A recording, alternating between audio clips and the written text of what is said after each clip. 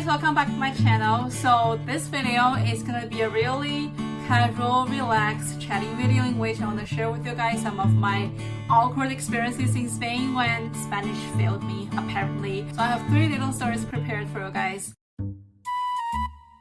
So the first story happened last year in January, I guess. Basically, la calefacción en mi casa, the heating in my place didn't work because of plumbing leaks. You could see the water stains on the kitchen wall, but this stain was just ice cold. So I had to call the insurance company and ask them to send somebody over to check where the leak was. So they sent a guy over and he had zero idea where the leak could be. So he started to dig holes in the wall and he also removed the flooring and he dug holes on the ground as well. Luckily, he located the leak. But the thing is, after he fixed the leak, he didn't fix the wall. And a week later, there were still holes in my kitchen walls.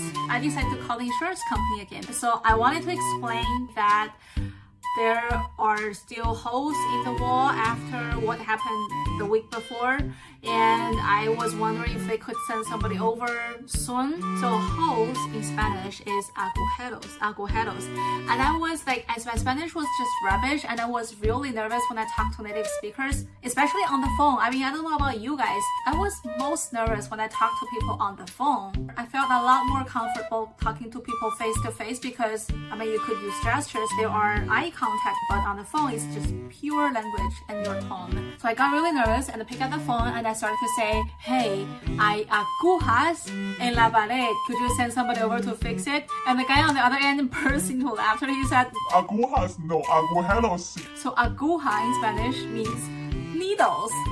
So if you really think about it, I was practically telling him, hey, listen, there are a bunch of needles in my wall. Could you send somebody over to what? To plug them out? After this little incident, I never mix these 2 words up again. Agujeros, holes. Agujas, needles. When you're embarrassed, you learn the best. And the second story happened, of course, before the lockdown last year.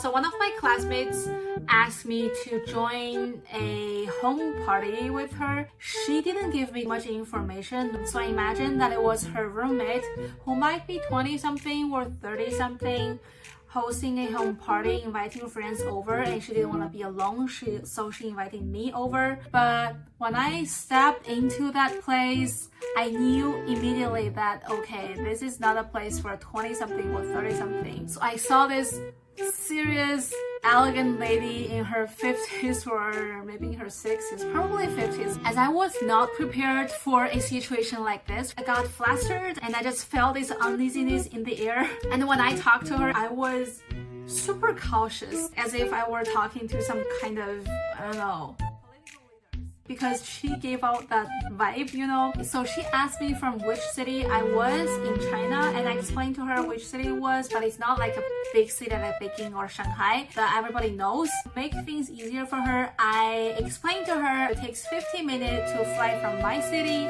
to Beijing. Honestly, I don't know what's with the word 50. So instead of saying 50 minutos, I said, it takes 500 minutos to fly from my city to Beijing, which is 500 minutes. And she was like, I guess she was just racking her brain trying to figure out how many hours there are in 500 minutes. Because nobody expressed time like that, 500 minutes. And as I saw her face written with confusion, I realized that I said something wrong. And I blushed, I could feel like my face was burning, and I said, no, 50 minutos, not 500 minutos.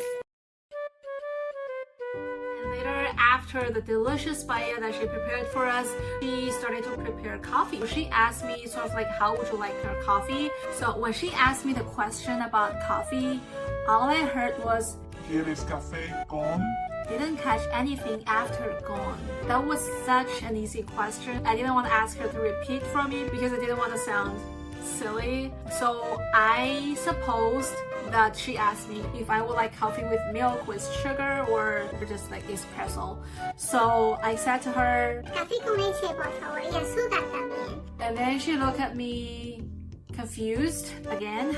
And she said, oh no, I meant, but this time, I caught a key word, descafeinado. I was like, oh my gosh, she's asking me if I want decaf. And I said, oh normal coffee. Con cafeína está bien. And my face just blushed again.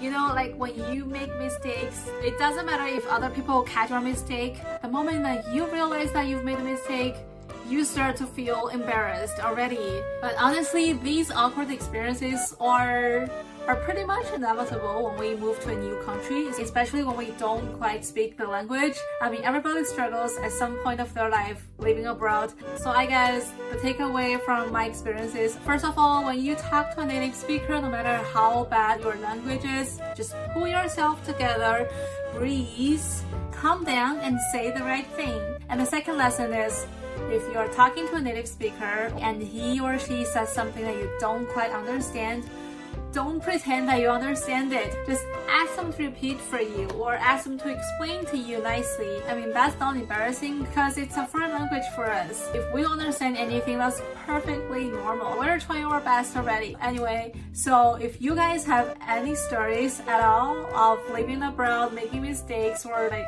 jokes, whatever it is, I would love to read them down there in the description. I love stories like this. I hope you guys enjoyed the stories today. Alright, I'll see you guys in the next one. Ciao!